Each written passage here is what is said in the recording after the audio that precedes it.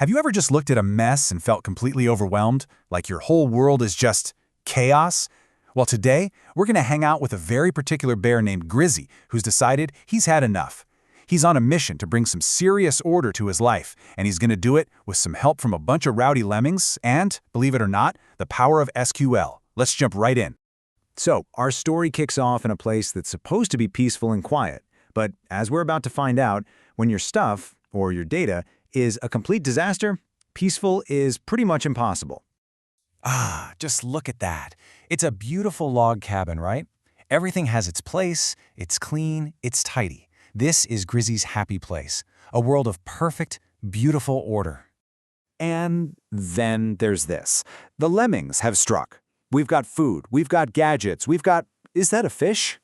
Everything is just dumped into one giant, messy pile. Now, for Grizzy, this isn't just a mess. This is what we call unstructured data. You can't find a thing. You have no idea what you even own. It's total madness.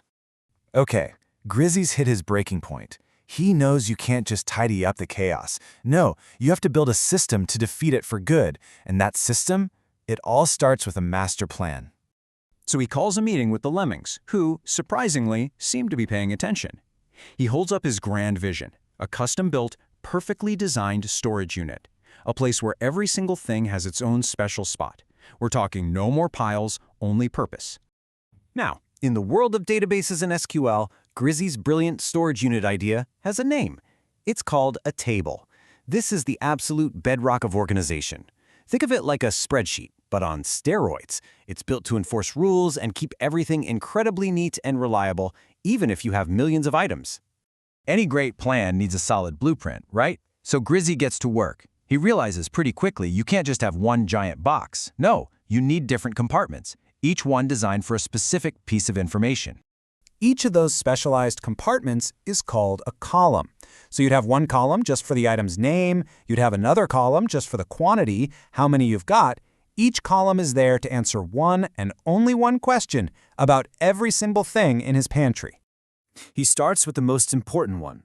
All right, you little guys, he says, this spot right here, this is where we'll put the name of every single thing we own, from my precious chocolate spread all the way to a can of salmon.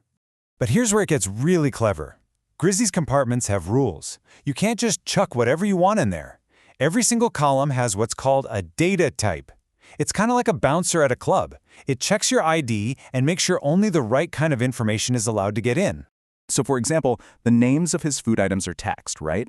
For that, he uses a data type called varchar, which is just a fancy way of saying a bunch of letters.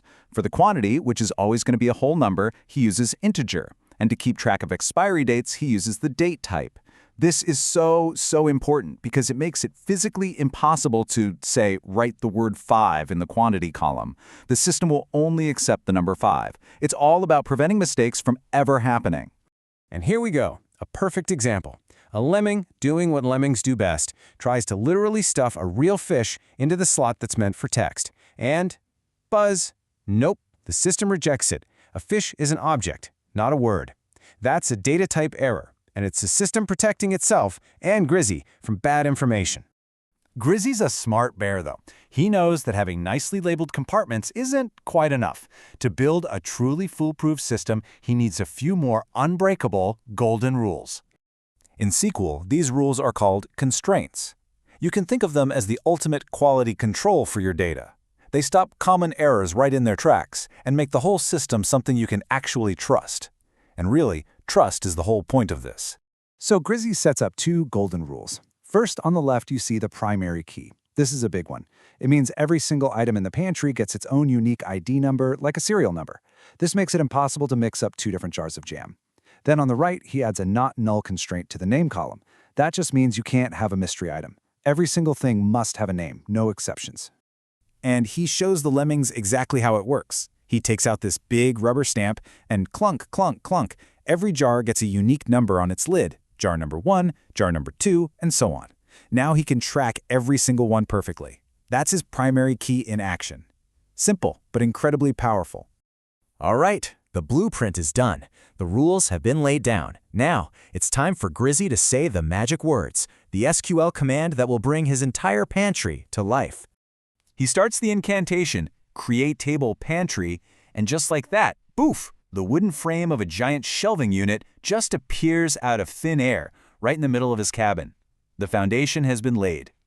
Next, he declares the first column, item ID. He says it's an integer, and, most importantly, it's the primary key. As he says the words, a whole system for stamping those unique numbers onto the shelves materializes, ready to go. Then, the second column, item name. He makes it a varchar that can hold up to 100 letters and adds that super important not null rule.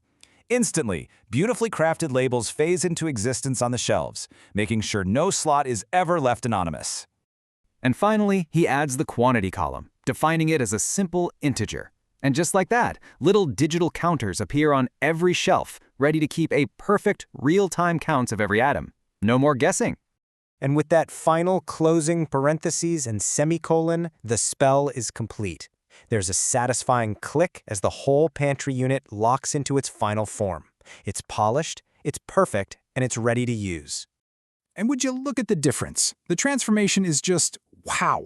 On the left, you have that useless, chaotic pile. And on the right, a perfectly structured, searchable, reliable system. And what's amazing is that the lemmings, the agents of chaos themselves, are now happily putting things away because the system itself tells them exactly where everything goes. That's the real power of a well-designed table. So Grizzy can finally kick back and enjoy his favorite jar of chocolate spread, knowing exactly where it is and how many more he has in stock. He used one simple command to bring order to his entire world. And that really just leaves one question for you and me, doesn't it? What chaos in your life could use a little bit of structure?